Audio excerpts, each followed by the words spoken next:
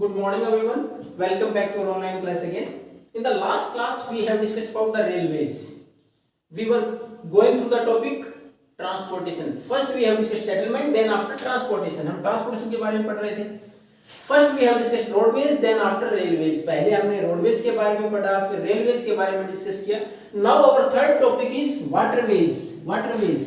अब इसमें waterways क्या है कि अगर हम बात करें from the years ago कि हमारे यहाँ अगर कई साल पहले और सबसे पहले डेवलप होने वाले में से और खासकर इंटरनेशनल ट्रेड के लिए डेवलप होने वाले रास्तों में से एक था वाटरवेज.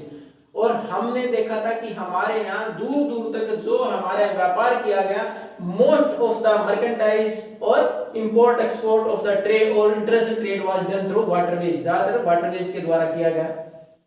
तो काफी लंबे समय से था ये हमारे पास वाटरवेज की कि नाव से दूसरी जगह से आना या जाना दूसरे देशों तक, तो ये वाटरवेज है. इट इज फ्यूल एफिशिएंट और चीपेस्ट मोड ऑफ ट्रांसपोर्टेशन. ये माना जाता है लंबी दूरी तक ज्यादा भारी सामान को ले जाने में ये सस्ता भी पड़ता है, फ्यूल एफिशिएंट है, फ्यूल कम लगता है.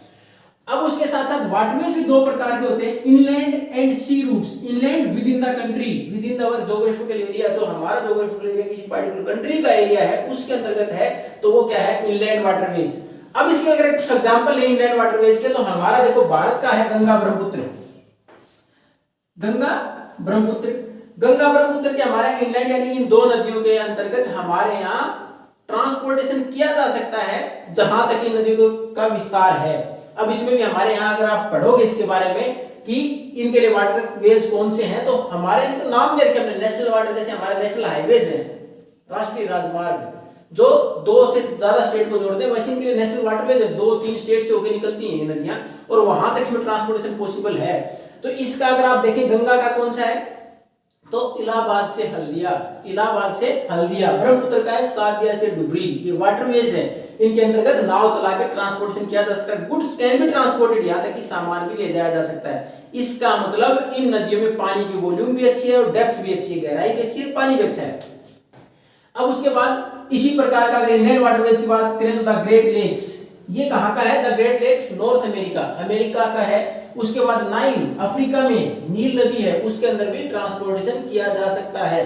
तो ये इनलैंड है, ये पार्टिकुलर कंट्रीज तक सीमित है. अब हम बात करें हमारा इंटरनेशनल जो व्यापार है, अंतरराष्ट्रीय व्यापार होता है, तो भारत का जो टोटल व्यापार होता है उसका 95% डन थ्रू वाटरवेज. तो दूसरे देशों के साथ हमारा व्यापार है उसका 95% यानी केवल 5% एयरवेज और रोडवेज के द्वारा होता है दूसरे देशों तक. 95% वाटरवेज के जरिए होता है हमारा व्यापार. तो ये किसके द्वारा होगा, we have developed some ports, हमने कुछ पोर्ट डेवलप किए, बंदरगाह डेवलप किए, जहां से हमारे यहाँ लोडिंग अनलोडिंग होती है शिप्स के ऊपर और उसके बाद दूसरे देशों से सामान जाता है, दूसरे देशों से सामान आने के बाद उतारा जाता है, तो है हमारे पोर्ट्स. तो अब इंटरनेशनल ट्रेड के लिए बात करें, दूसरे देशों के व्यापार की बात करें, तो उसके लिए पोर्ट्स डेवलप किए गए. तो अलग अलग कंट्रीज के दे रखे हमारे सामने जो इंपोर्टेंट पोर्ट्स हैं वर्ल्ड के, उसमें जैसे सिंगापुर और मुंबई, एशिया के, जैसे हमारा मुंबई आ गया.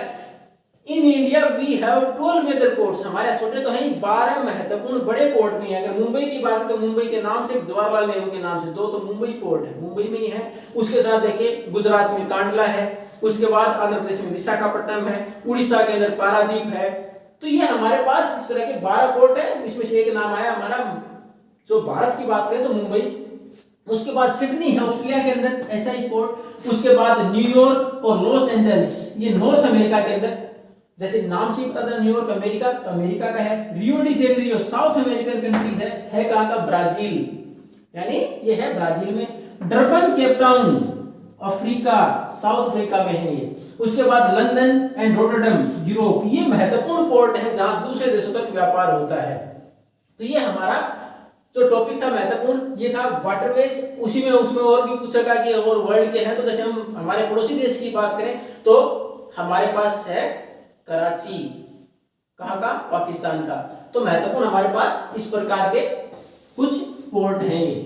वाटरवेज दो प्रकार के, इनलैंड और for the international trade. Inland की बात करें तो हमारे देश के अंतर्गत ही या किसी भी देश के अंदरूनी हिस्सों में नदियों के अंदर ट्रांसपोर्टेशन होता हो, और सी रूट जो दूसरे देशों तक व्यापार किया जाता हो, इंटरनेशनल वाटरवेज कह सकते हैं उनको, पोर्ट के जरिए व्यापार होता है. ओशियंस और सीज के द्वारा पोर्ट डेवलप करके तब व्यापार होता है. ये चीपेस्ट मोड ऑफ ट्रांसपोर्टेशन माना जाता है, सबसे सस्ता अगर लॉन्ग डिस्टेंस के लिए और हैवी गुड्स को ट्रांसपोर्ट करना है। और इसमें हालांकि मेंशन नहीं कर रखा, लेकिन 95% का total trade off India is done through waterways. Bharat का 95% इसी के द्वारा होता है। ये देख के हमारे इनलैंड वाटरवेज की कहां, कौन से देश में इनलैंड वाटरवेज, कौन सी नदियों में पॉसिबल है, उसके साथ साथ पोर्ट्स कौन कौन से डेवलप किए जा चुके हैं वर्ल्ड के अंदर, कुछ महत्वपूर्ण पोर्ट दे रखे हैं। उसके अलावा वी कैन स्टडी, जैसे मैंने भारत का एग्जांपल दिया, देयर आर 12 इंपॉर्टेंट और major ports in India. Bharat में 12 हैं, तो बहुत सारे देश हैं जहां और सारे पोर्ट्स भी रहे होंगे। तो ये है हमारे महत्वपूर्ण पोर्ट्स। अब नेक्स्ट जो हमारा टॉपिक है इसमें ट्रांसपोर्टेशन में, वो है हमारा एयरवेज। जो लास्ट है ट्रांसपोर्टेशन का, हम क्योंकि रोडवेज डिस्कस कर चुके हैं, रेलवेज, अब ये वाटरवेज था, and the last we are going to discuss in the next class will be airways. If you need doubt then you can ask. Thank you and have a nice day.